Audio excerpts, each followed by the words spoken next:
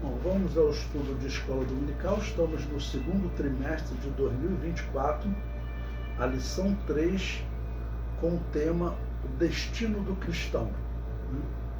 Falando da vida eterna do cristão. Então, o título, na página 2 do nosso material didático, O Céu, o Destino do Cristão.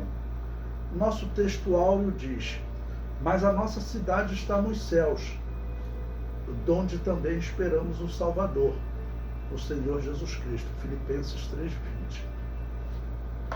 Claro que aqui cidade nós vamos falar de uma cidade espiritual, né? Verdade prática. O crente deve viver a vida cristã com a mente voltada para o céu, com sua legítima esperança, como disse o apóstolo Paulo, olhando para as coisas que são de cima, as coisas que são do alto, porque estas são eternas. Quanto às da terra, elas são passageiras. A leitura bíblica em classe está em Filipenses capítulo 3, versículos 13, 14, 20 e 21, e Apocalipse 21, versículos 1 a 4. O versículo 13 diz: irmãos, quanto a mim, não julgo que o haja alcançado, mas uma coisa faço, e é que, esquecendo-me das coisas que atrás ficam, e avançando para as que estão diante de mim, prossigo para o alvo, pelo prêmio da soberana vocação de Deus em Cristo Jesus.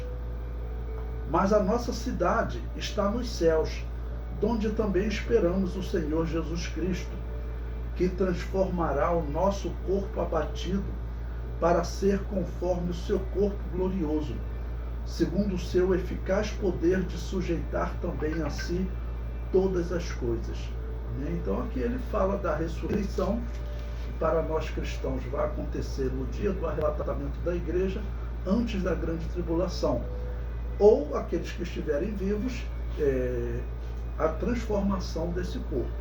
Tá bom? Quem ressuscitar, ressuscita com corpo incorruptível.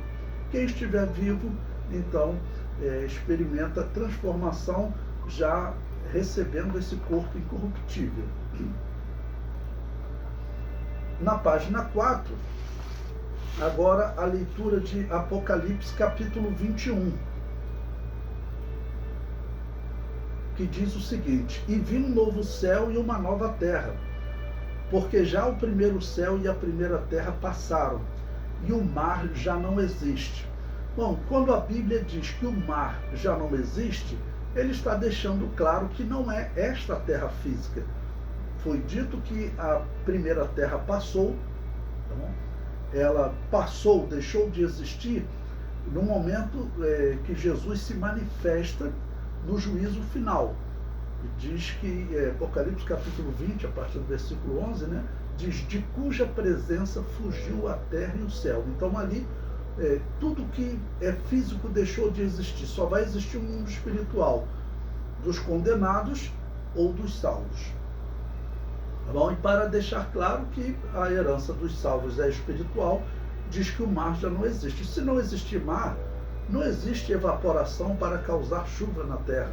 Se não existe chuva, seria um grande deserto. E nós, estando em corpos espirituais semelhantes ao dos anjos, nós não dependeremos dessa terra para nos alimentarmos, né? O versículo 2: e eu, João, vi a santa cidade, a nova Jerusalém, que de Deus descia do céu, adereçada como uma esposa, ataviada para o seu marido. Ou seja, a cidade que Jesus Cristo vai reinar juntamente com a sua igreja. Versículo 3: e ouvi uma grande voz do céu que dizia: eis aqui o tabernáculo de Deus com os homens, pois com eles habitará, e eles serão o seu povo, e o mesmo Deus estará com eles, e será o seu Deus. E Deus limpará de seus olhos toda lágrima, e não haverá mais morte, nem pranto, nem clamor, nem dor, porque já as primeiras coisas são passadas. Bom, então o texto claramente está falando de eternidade.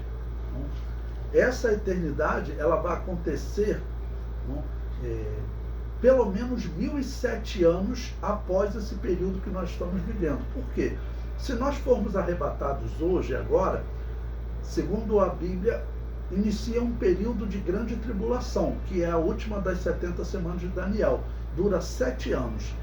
E quando termina essa grande tribulação, são 1000 anos de paz em que Jesus estará reinando aqui na Terra. Por isso, 1007 anos. Depois, no final desse milênio, ocorre o juízo final, que já não tem mais tempo, né? E não tem medição de tempo, e é o início da eternidade, é esse início da eternidade. Ainda na página 4, nosso material didático diz: ao homem natural é impossível discernir as coisas espirituais, visto que elas só podem ser discernidas espiritualmente. Por isso, a sabedoria humana apresenta diversas concepções enganosas a respeito do céu, a ponto de negar a sua existência. Contudo, ao cristão é garantida a gloriosa promessa de desfrutar do céu como sua morada na vida eterna com Deus. Em vista disso, o nosso propósito é o de mostrar que o céu como destino, mostrar o céu como destino glorioso de todo cristão peregrino. Bom, ele concluiu com esse título que a igreja utilizou na história. Estou falando da verdadeira igreja de Jesus, que peregrinava, fugindo da perseguição do Império Romano, depois peregrinando, fugindo da perseguição da Igreja Católica, depois peregrinando, fugindo da perseguição da Igreja Católica e das igrejas protestantes. Então, esse título peregrino era um título utilizado pelos cristãos, porque eles estavam vivendo numa cidade ou numa comunidade. Aí chegava o controle católico naquela cidade, eles tinham que sair peregrinando, procurando uma outra terra para plantar e continuar vivendo, ou uma outra cidade, né, onde eles pudessem viver ali e estar plantando. Então, esse título peregrino, inclusive quem escreveu o livro intitulado O Peregrino foi um anabatista que esteve preso pelos protestantes muito tempo, né, o John Bunyan, né? Ele escreveu o livro estando na cadeia, preso pelos protestantes, e exatamente descrevendo aquela história que ele ouvia nos púlpitos, os cristãos que já vinham fugindo há décadas, séculos, mais de 1000 anos fugindo da perseguição, ou seja, peregrinando, né? Bom, ainda na página 5, capítulo 1 do nosso material didático diz: céu, o alvo de todo cristão. O número 1, definindo céu. A palavra hebraica shamaim, que significa céu ou céus, e aparece em Gênesis capítulo 1, versículo 1, no princípio criou Deus os céus e a terra, ela aparece 419 vezes no Antigo Testamento. O termo grego ouranos, que se traduz por céu também, aparece 280 vezes no Novo Testamento, com 2 sentidos. Bom, eu vou ler aí esses versículos que ele citou, esses 2 versículos. Mateus 3:2, e dizendo: arrependei-vos, porque é chegado o reino dos céus. O reino dos céus aqui está tratando desse sistema espiritual, esse mundo espiritual que Jesus Cristo trouxe quando ele veio para viver entre os homens e morrer para salvar a humanidade. Então ele trouxe a mensagem do reino dos céus. Está tratando o céu aqui como um mundo espiritual. Apocalipse 21, versículo 10. E levou-me em espírito a um grande e alto monte e mostrou-me a grande cidade, a Santa Jerusalém, que de Deus descia do céu. Aqui também já está falando no fim de todas as coisas. Passou arrebatamento, grande tribulação, milênio, juízo final. Então, João vê a Nova Jerusalém, não? Que é uma cidade espiritual. Temos sempre que ter isso em mente. O apóstolo Paulo disse: as coisas que o olho não viu, o ouvido não ouviu e não subiram ao coração do homem, são as que Deus preparou para os que o amam. Então, não vai haver literalmente uma rua de ouro lá, porque você já viu ouro. Então, o ouro é para simbolizar um mundo espiritual. Tá bom? Bom, na página 6, a revista prossegue definindo o céu. Então, o número 1, ele diz como firmamento, universo e atmosfera. Todo esse espaço aqui, essa atmosfera acima de nós, ela é chamada de céus, onde as aves voam, tá bom? Bom, além disso também tem o universo. Tudo é chamado de céu. Não? As mais distantes estrelas, galáxias, tudo é chamado de céu. Número 2, céus siderais e estrelados. Né? Sideral também está falando do universo. Okay? Região acima dos céus siderais, sede da ordem das coisas eternas e perfeitas, onde Deus e criaturas celestes habitam. Então, quer dizer, acima das estrelas. Sempre lembrando que essa questão de acima, vou explicar um detalhe para vocês. Certa vez, para esclarecer bem para a igreja, eu perguntei para eles o seguinte: em que direção fica o céu? Os irmãos até riram: que é isso, professor? É tão fácil, fica para cima. O problema é que, pela explicação científica hoje, que faz sentido, né? A própria Bíblia diz que a Terra é um globo, e nós identificamos que nós aqui no Brasil, por exemplo, se a Terra é um globo, nós ficamos na parte, vou colocar assim, na parte inferior do globo, tá bom? Voltado para baixo, numa parte lateral. Então, quando você aponta assim para cima, na verdade você não está apontando para cima, você está apontando para o lado e um pouco para baixo. Isso é bom para você entender o seguinte: o céu não tem uma direção. É claro que se eu for orar, eu vou levantar as mãos aqui, Senhor, tal, mas eu sei conscientemente que eu estou vivendo na terra praticamente de cabeça para baixo, então eu estaria apontando para baixo. Mas o céu é um lugar espiritual. Não dá para você dar uma direção geográfica, ok? Não, tem que ser exatamente no polo da Terra. E o polo da Terra também fica girando. Então, qual é a direção do céu? A direção do céu? Bom, você tem que tratar o céu como um lugar espiritual. Você não tem que pensar nele como uma direção, tá bom? Está na direção do norte, do sul, do leste, do oeste. O comentário prossegue. Nas traduções da Bíblia em língua portuguesa, a palavra chamaim foi traduzida por altura e ouranos como algo elevado. Ambas as palavras são usadas para se referir a 3 locais distintos: o céu atmosférico, como Deuteronômio, capítulo 11, versículos 11 e 17. Mas a terra que passais a possuir é terra de montes e de vales.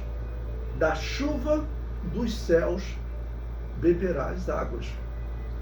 E a ira do Senhor se acenderá contra vós, e feche ele os céus, e não haja água, e a terra não dê a sua novidade, e cedo pereçais da boa terra que o Senhor vos dá.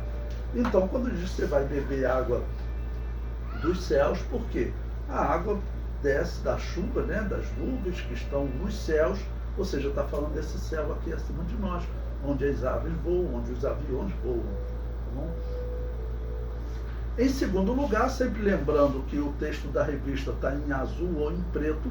Em azul são pontos que eu sugiro que vocês destaquem na aula de vocês, tá bom? Então, o número 2, universo ou firmamento. Em Gênesis capítulo 1, versículo 14, diz: e disse Deus, haja luminares na expansão dos céus, para ver separação entre o dia e a noite, e sejam eles para sinais e para tempos determinados e para dias e anos. Ou seja, está falando do universo, nesse caso o nosso sistema solar, porque é que Deus está criando esses luminares, o Sol e a Lua, principalmente, os 2 grandes luminares, ok? Gênesis capítulo 15, versículo 5. Então o levou fora e disse: olhe agora para os céus e conta as estrelas, se as pode contar. Disse-lhe: assim será a tua semente. Falando de Abraão.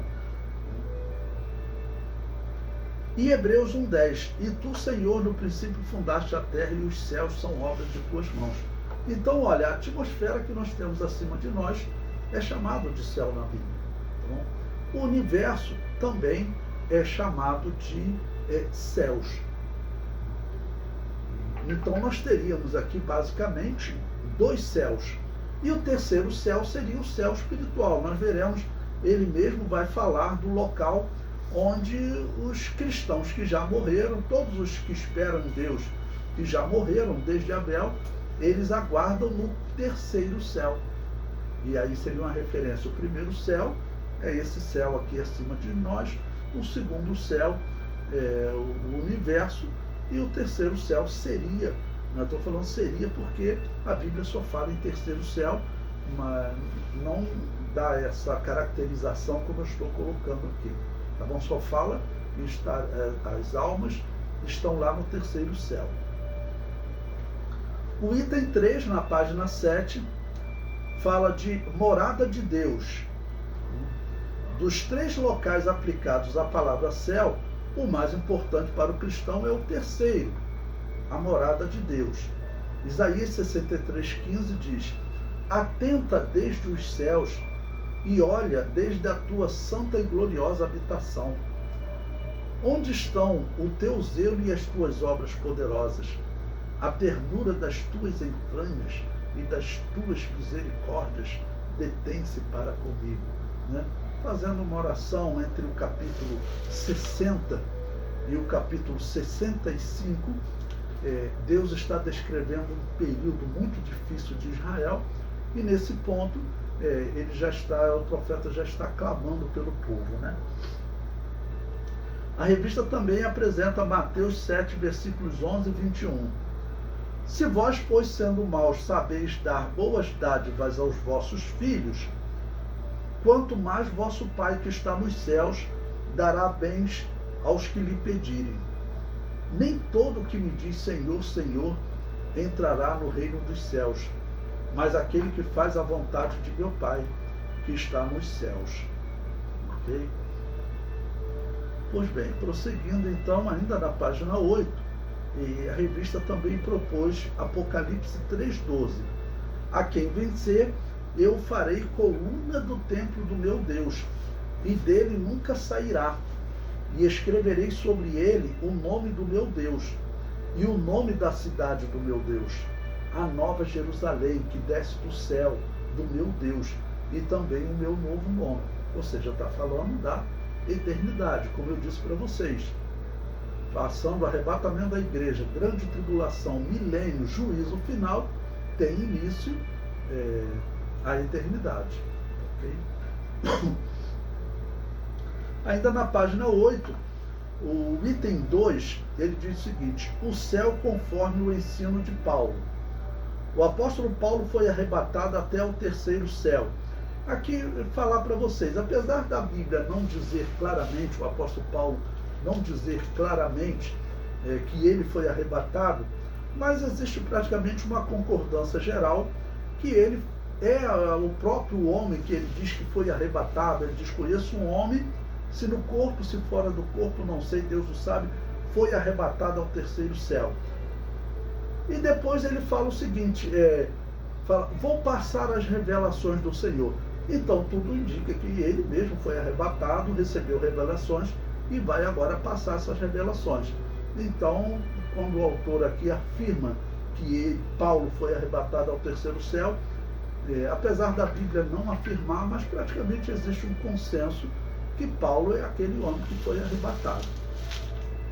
Ele prossegue: não por acaso, ainda na página 8, esse céu está enfatizado nas cartas do apóstolo como lugar celestial, o lugar dos salvos em Cristo Jesus, onde temos um destino assegurado, o de estar para sempre com o Senhor. Por isso, vivendo em Cristo, o crente desenvolve um relacionamento na esfera do reino, de modo que, ainda que não tenha ido para o céu, Toda sua vocação é celestial no presente momento de sua vida. Dessa forma, o poder que está em sua vida vem do céu e o habilita a vencer a cada dia. É claro que o cristão ele não tem esperança nesse mundo. O cristão ele não quer viver esse mundo. O natural do cristão é ele abrir mão dessa vida. Ele vive essa vida segundo a sua necessidade. Ele trabalha para ele poder ter o seu sustento e poder viver a espiritualidade na igreja. Não? Por isso a expressão, vivemos como peregrinos aqui na terra, ou seja, estamos aqui de passagem, não é o nosso lugar. Ok? Na página 9, eu coloquei aí exatamente esse texto do apóstolo Paulo, para, sempre lembrando, quando eu coloco em verde, é um texto que eu acrescentei, né? De 2 Coríntios, capítulo 12, versículo 1 a 4, é um texto importante para você explicar para os seus alunos. Diz assim: em verdade que não convém gloriar-me, mas passarei as visões e revelações do Senhor. Ou seja, a maneira como ele começa a falar, ele já está dando a entender que ele é esse homem que vai ser arrebatado, né? Ainda na página 9, o versículo 2 diz: conheço um homem em Cristo que há 14 anos, se no corpo não sei, se fora do corpo não sei, Deus o sabe, foi arrebatado ao terceiro céu. E sei que o tal homem, se no corpo, se fora do corpo, não sei, Deus o sabe. Ou seja, ele está dizendo o seguinte: como foi o arrebatamento desse homem? Quando ele usa a expressão, se no corpo não sei, se fora do corpo não sei, Deus o sabe. Por quê? Porque existe, por exemplo, o arrebatamento do espírito, que Ezequiel experimentou, tá bom? Então, o arrebatamento do espírito, nós acreditamos que o espírito e a alma saem do corpo e Deus os leva para receber alguma revelação, tá bom? Eu falo espírito e alma porque, apesar de ser um tema difícil, de difícil definição, mas a igreja acredita que espírito e alma são inseparáveis. Não? Eles estarão juntos, ou no inferno ou na Nova Jerusalém. Tá bom? Então ele diz: olha, eu não sei nem qual tipo de arrebatamento, eu não sei descrever, ou esse homem não sabe descrever se o corpo dele foi levado ou se só o espírito e a alma. Existe um arrebatamento que o corpo é levado? Sim. O arrebatamento de Filipe, no livro de Atos, tá bom? Ele foi arrebatado de uma cidade para outra e lá continuou pregando o evangelho. Então, eles são diferentes do arrebatamento da igreja, que não é simplesmente um arrebatamento físico e também não é simplesmente um arrebatamento do espírito, já que nesse caso o espírito e a alma recebem um novo corpo e esse novo corpo, como espírito e alma, são levados, tá bom? Então, ainda na página 9, agora o versículo 4, ele diz: foi arrebatado ao paraíso e ouviu palavras inefáveis de que ao homem não é lícito falar. Tá bom? Então ele diz que conhece um homem que foi arrebatado ao terceiro céu e foi arrebatado ao paraíso. O paraíso, por exemplo, nós vemos no livro dos Evangelhos, lá no seio de Abraão, onde estava Lázaro, um homem, né, que morreu, nós não sabemos quando, talvez no Antigo Testamento, mas foi um homem justo, vivia em dificuldade financeira, mas era um homem justo. Então, ele foi para o seio de Abraão, que é chamado de paraíso. Lá na cruz, Jesus Cristo promete ao ladrão: ainda hoje estarás comigo no paraíso. Após a morte e ressurreição de Jesus, Jesus leva esse paraíso, ou seio de Abraão, para o terceiro céu. Por isso que ele chamou aqui de terceiro céu e de paraíso. Ou seja, o apóstolo Paulo está falando do local onde hoje os cristãos aguardam a ressurreição, tá bom? Que é no terceiro céu. Sempre lembrando, quando nós falarmos desse céu, nós estamos falando de um lugar espiritual, que não dá para nós apontarmos uma direção.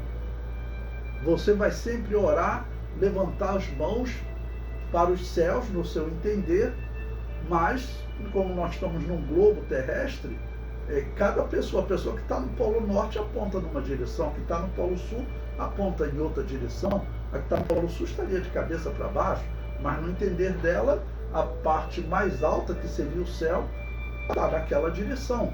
Tá bom? Mas eu uso esse exemplo para dizer, nós estamos tratando de um lugar espiritual. Ok? Ainda na página 9, o item 3 diz, o alvo do cristão. Depois de salvo, não pertencemos mais a este mundo. Por isso, Paulo ensina que prossegue para o alvo, isto é, a linha de chegada que o atleta alcança o prêmio. Assim, o apóstolo persegue o prêmio com determinação, liberdade, empenho e com os olhos fixos no autor da salvação. Igualmente, o cristão passa a ter o céu como alvo, por causa da soberana vocação que vem de cima, isto é, de Deus por meio de Jesus Cristo. O seu alvo revela o resultado de uma nova vida, e por isso o crente se volta para as coisas do céu. Bom, então, essas expressões que ele usa aqui, está falando desse nosso sentimento de não sou deste mundo. Eu busco a cidade eterna. Eu busco a riqueza eterna, que é uma riqueza espiritual. E na página 10 eu complemento esse tópico colocando um comentário em verde. O apóstolo Paulo compara a vida cristã com a vida de um atleta que busca o prêmio.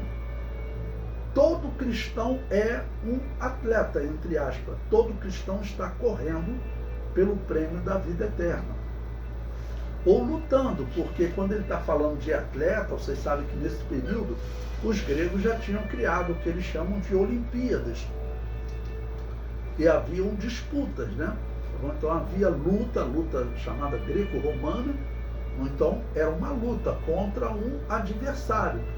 Lembrando, como você pronuncia a palavra adversário em hebraico e em grego? Em hebraico é Satã, em grego, Satanás. E no caso ele se aplica espiritualmente ao nosso adversário, ao adversário da nossa alma. Mas é importante frisar isso. Todo cristão, nesse sentido, é um atleta, porque ele está nessa luta. Todo cristão tem que lutar para poder vencer as armadilhas que o inimigo prepara. Lembre-se da palavra de Jesus a Pedro. Eis que Jesus Cristo falou para Pedro, eis que Satanás vos pediu para vos cirandar como trigo. O que significa isso? Eles pegavam normalmente, como você pode ver hoje, uma ciranda, né? Que às vezes eram feitas até de material como de uma palha mais resistente. Hoje usa aquele ferro, né? Mas a finalidade é pegar o trigo, bater ele para lá, para cá, para ele soltar a palha, jogar para o alto e o vento levar a palha e bater mais. Então, isso sacrifica, tá bom, o trigo, mas também tira toda a palha. No final fica só o trigo. Então Jesus usou uma simbologia. Olha, você vai passar por uma provação. Satanás te pediu para te cirandar como trigo, e depois ele vai ser cirandado, porque vai ser colocado numa situação que ele antes tinha dito, eu jamais te negarei. Jesus Cristo falou, tu me negarás 3 vezes, né? Isso é algo impensável para o cristão, né? O cristão não, jamais, Senhor, eu vou passar o que for, pode me colocar numa fogueira que eu não nego. Mas ali nós vemos a limitação do homem, que talvez fosse aquele, talvez não, era aquele que demonstrava mais disposição, falava em primeiro lugar. E infelizmente naquele momento Jesus Cristo falou que ele seria provado, e ele acabou passando por essa peneira. Mas Jesus Cristo disse, mas eu intercedi por ti para que a tua fé não desfaleça. Ou seja, tu vai ser peneirado, tu vai apanhar, tu vai sofrer, tu vai errar, mas em meio a tudo isso, a tua fé não vai desfalecer. Bom, na página 11, o item 3, eu coloquei aí para destacar para vocês, que é onde está em azul, né? Esse aqui é um ponto difícil, irmão. Eu escrevi um livro sobre esse versículo, Isaías 65:17. O título do livro é Se na Eternidade nos lembraremos dessa vida presente. Esse texto, ele complica muitos intérpretes, porque ele usa a mesma expressão do Apocalipse. Então, ele usa a expressão novos céus e nova terra.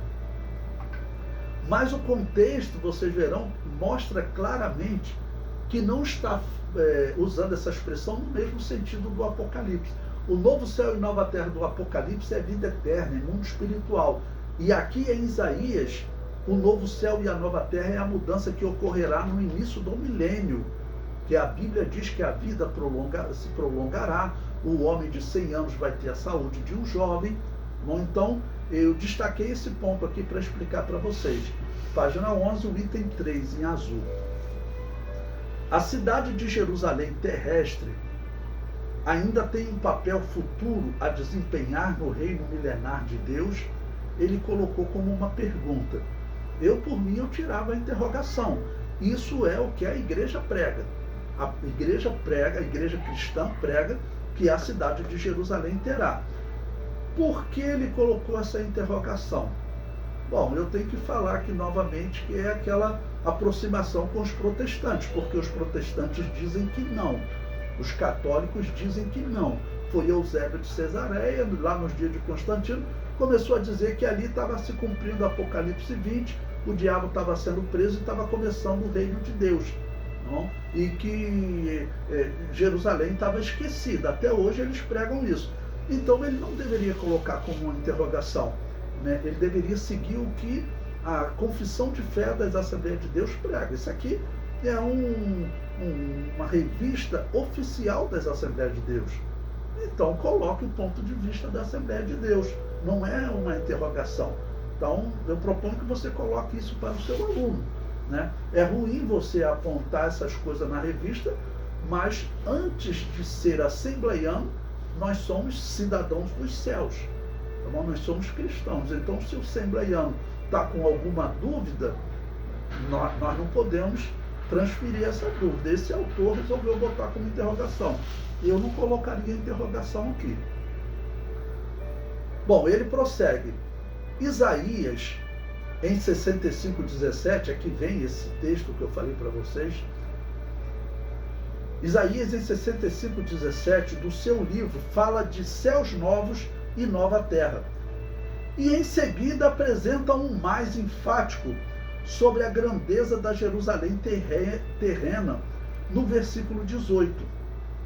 O restante do capítulo 65 trata das condições milenais.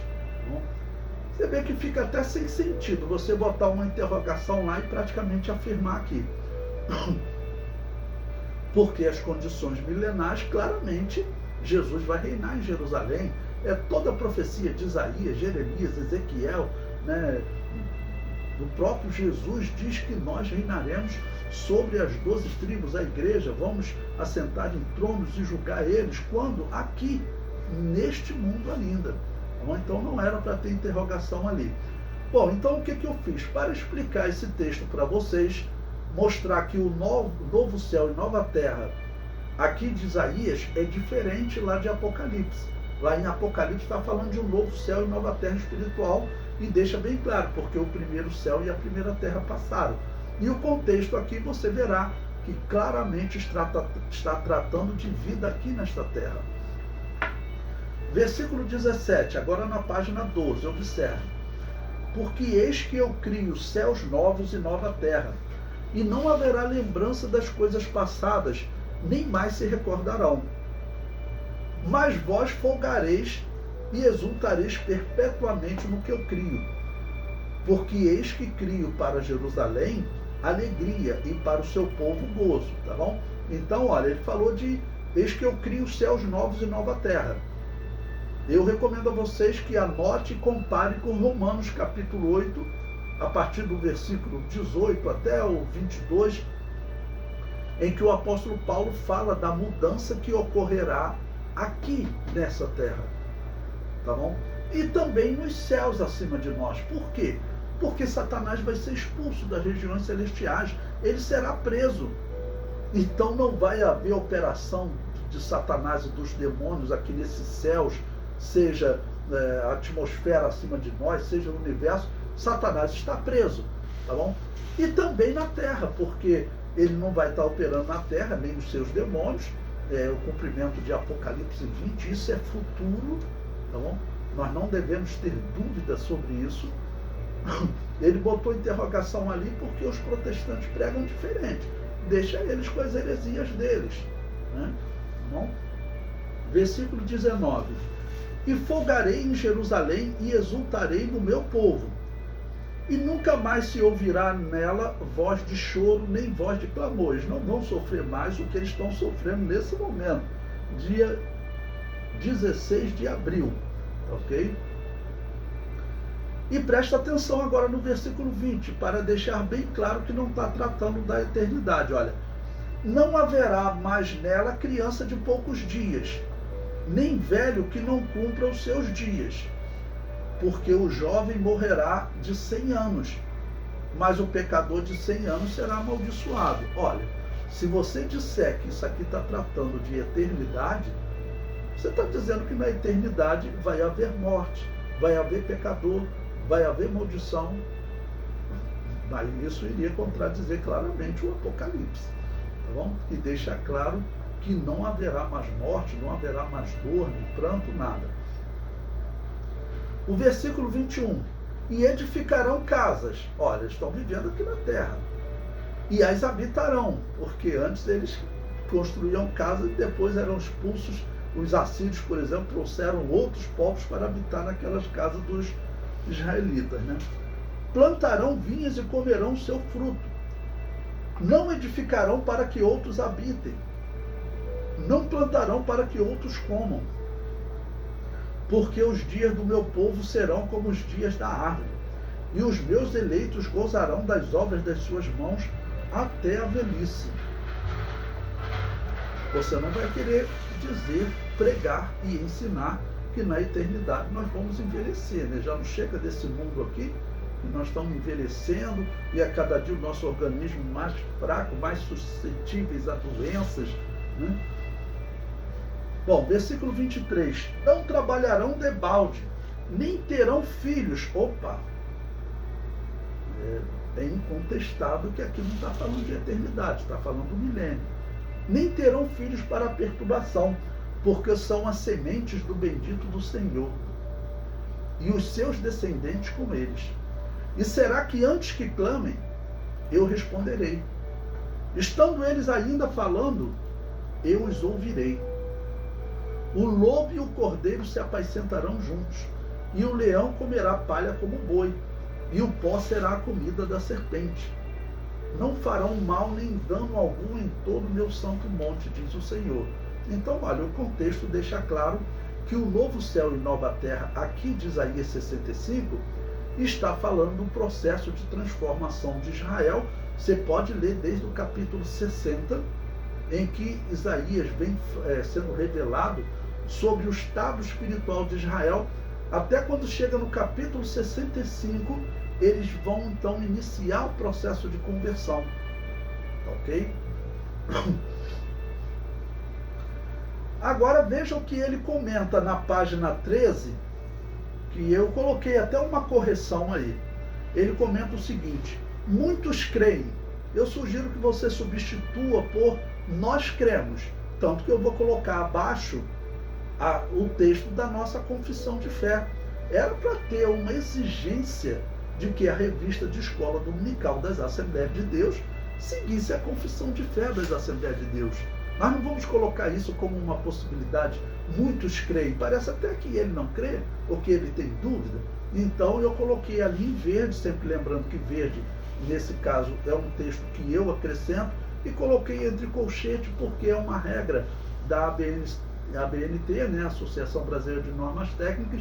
Sempre que você quiser incluir um comentário teu no texto de outro, você coloca entre colchetes. Então, dispense o muitos creem.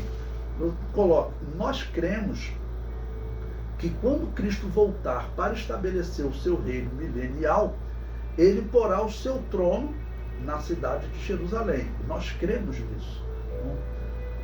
Depois do julgamento do grande trono branco, a Jerusalém celestial descerá a nova terra, como a sede do reino eterno de Deus. Então, coloquei esse texto e em verde abaixo eu coloquei o texto da nossa confissão de fé sobre o milênio, para que fique claro. O milênio é o reino de Cristo com duração de 1000 anos, que terá início por ocasião da vinda de Cristo em glória com os seus santos. Todos os que estiverem vivos na terra após esses acontecimentos serão submetidos ao governo de Jesus Cristo. Neste período, Satanás estará aprisionado no abismo. Então, a Assembleia de Deus afirma, não é questão de muitos crerem, tá bom? Nós cremos que será assim. Tá bom? Bom, na página 14, o capítulo 2, a descrição do céu segundo o livro de Apocalipse. Bom, eu criei uma nova simbologia aqui nessa lição, que é o texto em lilás, em roxo, que eu falo o seguinte: despreze esse texto na hora da sua aula, ou fale para o seu aluno, isso aqui está errado, porque ele fez uma confusão tremenda aqui, mostrando que realmente não está defendendo o que a Assembleia de Deus defende. Veja o que ele diz: o novo céu e a nova terra. Depois da abertura dos 7 selos, conforme Apocalipse 6, em que predominaram a desordem, a tribulação e o juízo, o quadro revelado na sequência é de um novo estado eterno. Irmãos, o que a Assembleia de Deus ensina é que esses selos, eles ocorrem dentro de um período da grande tribulação. Ocorrerão no futuro, dentro de um período da grande tribulação. Não ocorreram. Isso é o que a Assembleia de Deus ensina. Ok? Então, segundo o nosso ensino, a igreja arrebatada, tá bom? Os selos ocorrem na grande tribulação. Alguns podem até achar que um selo ocorre antes e que os outros 6 ocorrem na grande tribulação, mas os selos, eles ocorrem na grande tribulação. A igreja foi arrebatada. Depois, a igreja vem com Jesus, dá fim a essa grande tribulação, inicia o milênio, depois o juízo final e depois o novo estado eterno. Então você vê que a leitura ficou aqui confusa. Uma pessoa que está tentando entender o Apocalipse, um novo convertido, eu conheço pessoas que estão na igreja há 10, 20 anos e têm dificuldade de entender esse texto. A maneira como ele colocou aqui está fora de ordem, e dá a entender até que parece que ele entende que isso tudo já aconteceu. Não é o ensino da Assembleia de Deus. Eu vou reler esse texto que eu coloquei em lilás. Depois da abertura dos 7 selos, conforme Apocalipse 6, em que predominaram a desordem, a tribulação e o juízo, o quadro revelado na sequência é o de um novo estado eterno, não é isso? Não? Depois de Apocalipse 6, em que predominará a desordem, tribulação e juízo, o quadro revelado na sequência é de Jesus vindo para livrar Israel dessa desordem promovida pelo anticristo, implantando o reino de Deus aqui na terra, chamado de milênio, com sede em Jerusalém, e no final desse milênio vem o juízo final e o novo estado eterno. Essa é a verdade que a Assembleia de Deus ensina. Tá bom? Então, por isso eu coloquei em lilás para indicar o seguinte: ou você pula essa parte, ou diga que a revista está errada, porque isso não é o que a igreja prega. O comentário prossegue. O apóstolo João diz que o primeiro céu e a primeira terra passaram. O mar não existe mais. Esse céu, também Ouranos, é o espaço astronômico que passou. Não se trata da habitação eterna de Deus. Claro, a habitação eterna de Deus não passa. Tá bom? Então, todo o céu todo o universo, né, no qual a Terra faz parte, todo mundo físico, ele deixa de existir. Ele prossegue. Então o apóstolo Paulo contempla um novo céu. Então o apóstolo contempla um novo céu e uma nova terra. Apocalipse 21, versículo 1. O adjetivo grego kainos, novo, que aparece no texto, traz a ideia de novo com respeito à forma, fresco, recente, não usado. Nesse sentido, o novo céu é um lugar sem precedente, incomum e desconhecido. Lembrando, você pode até acrescentar nesse texto, o apóstolo Paulo falou as coisas que o olho não viu, que o ouvido não ouviu, que não subiram ao coração do homem, são as que Deus preparou para aqueles que o temem. É exatamente o que ele está descrevendo aqui. Isaías profetizou a criação de novos céus e nova terra, Isaías 65, 17. Esse texto aqui, ele não está falando do novo céu e nova terra eterna. Eu mostrei para vocês pelo contexto que ele está falando de uma mudança que ocorre no planeta Terra durante o milênio, em que Satanás será preso, o pecado vai diminuir, os homens vão viver mais, os rios que tinham secado vão voltar a correr, as doenças, né, vão diminuir, tudo vai ocorrer uma grande mudança, tudo vai mudar aqui na Terra. Isso é Isaías 65, 17, tá bom?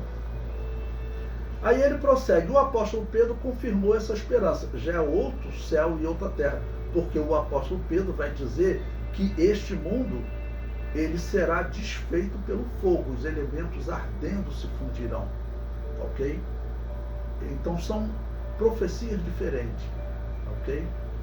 E prossegue, esse lugar é o destino do cristão, um novo lar completamente redimido, sem qualquer semelhança com o mundo antigo, pois eis que faço nova todas as coisas.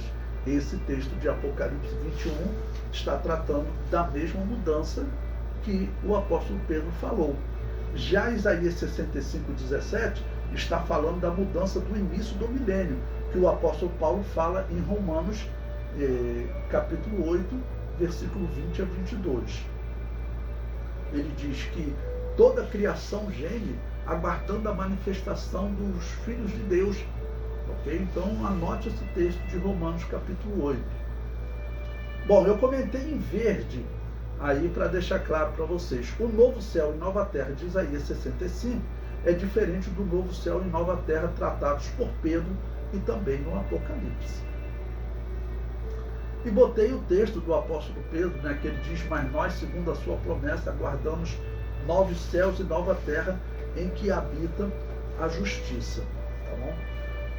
Bom, agora eu vou dar um salto aí para vocês. Tem umas partes doutrinárias que são os comentários bem simples. Eu vou saltar para a página 18, tá bom?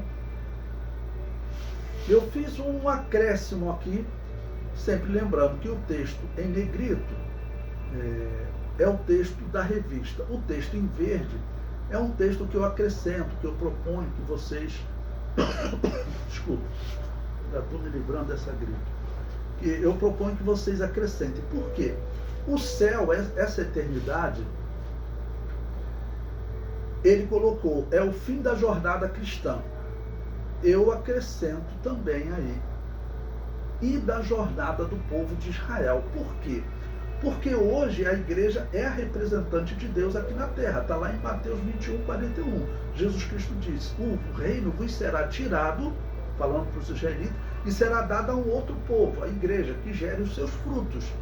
Mas, Romanos 11, o apóstolo Paulo claramente diz que Israel foi cortado, mas um dia ele voltará a ser enxertado.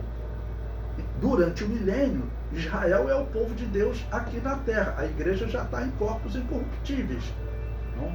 No final do milênio e do juízo final, da eternidade, a igreja e Israel se juntam para viver essa eternidade. Pode ser até que ele não esteja com esse pensamento. Mas vocês sabem que para católicos e protestantes não existe mais salvação para Israel. Isso é contra a profecia bíblica. Isso é contra a profecia bíblica. O apóstolo Paulo deixou bem claro que por fim todo Israel será salvo. Mas a Igreja Católica perverteu a doutrina, os protestantes não tiveram capacidade de condenar todas as heresias deles, né? Não tiveram uma parte. Então, eu sugiro a vocês que nesse capítulo 3 vocês enfatizem até pelo momento profético que nós estamos vivendo. O cristão deve olhar para Israel. Israel é o relógio de Deus. Isso é o que a verdadeira igreja de Jesus sempre pregou, que são as igrejas chamadas de anabatista ou batista na história. Nós jamais pregaremos doutrina da Igreja Católica ou doutrina da Babilônia Apocalíptica. Jamais pregaremos. Ok? Então, nesse capítulo, falar do fim da nossa jornada, o fim da jornada da igreja é também o fim da jornada de Israel. Nós habitaremos juntamente com Israel na Nova Jerusalém. Deixe isso bem claro nesse tópico, tá bom? Eu destaquei essa parte aí para vocês. E na página 20, a nossa conclusão. Para se viver a esperança celestial, é preciso nascer de novo. E Israel nascerá de novo, porque ele será reenxertado, tá bom? Em Deus. É preciso nascer de novo, viver em Cristo e transformar a mente. É preciso ter uma nova natureza. Sem isso é impossível crer nas coisas espirituais, pois estas só podem ser discernidas espiritualmente.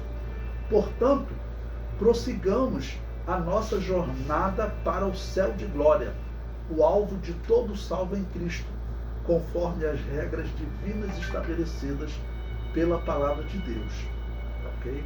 Bom, e aqui eu concluo a lição, sempre enfatizando que a visão que a nossa igreja tem da escatologia é a seguinte: nós estamos vivendo a era da igreja, o intervalo entre a semana 69 das 70 de Daniel, o intervalo entre a semana 69 e a 70ª semana, a semana 70.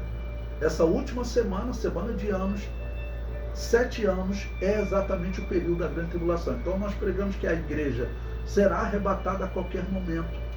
E depois Deus volta a lidar com Israel por 7 anos.